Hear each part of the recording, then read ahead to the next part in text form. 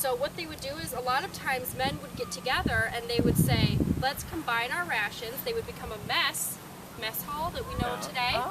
They would go about 3 to 5 people. They would create a mess, combine their rations, and make a stew. But they often wouldn't do it. The company women would do it, or the laundresses, the hospital matrons, the wives of the other soldiers and officers who would follow the camp. These women were not hired by the military. They were camp followers, but that's a term used during the Revolutionary War. They actually became known as camp followers, or not camp followers, excuse me, company women. And these women would come with their husbands, and they would do their laundry, do their cooking, sewing, mending, various other things. If they were really highly regarded, somebody, a higher-ranking officer, might approach one of them and say, you're a respectable, well-received woman, would you consider being a hospital matron? And those were not nurses. Those were women that were almost personal maids for people that were in the hospital. So you would be assigned your own hospital matron. Of course, you may catch what they have. So that was actually, I would not want to be a hospital matron. You think I'm distinguished, but I would rather have my chances out here. And the men would, the women would, they would get paid by the military. Once they sort of have the system, they'd get paid every 3 to 6 months, and they would actually get paid before the soldiers would, which is kind of funny, because they were doing so much for the army. And also, men would be paying these women. So if I were married to someone, and one of his friends came up and said, hey, could I give your wife, I don't know, a little bit of beef, or maybe 10 cents, something, for her to wash my trousers?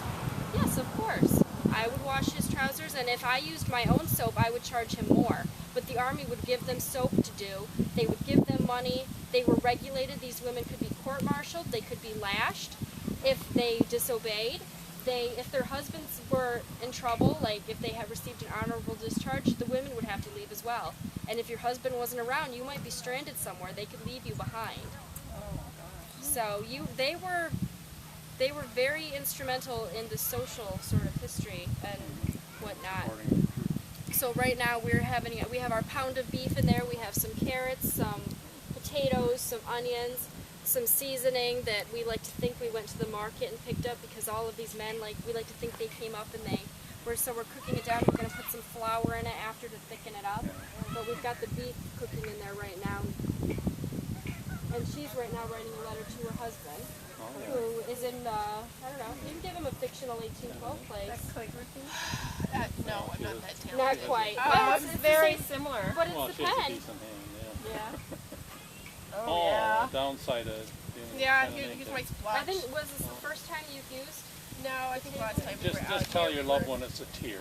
Yeah. You were crying when you were thinking of it. But yeah, she could be writing home to her family and whatnot. And a lot of times, men at this time, they could be illiterate. So a lot of people were writing letters for people, especially, you know, higher-ranking officers and whatnot. Well, thank you. Do you have any other questions? No, that was very good. Have you been across the way over? Yeah,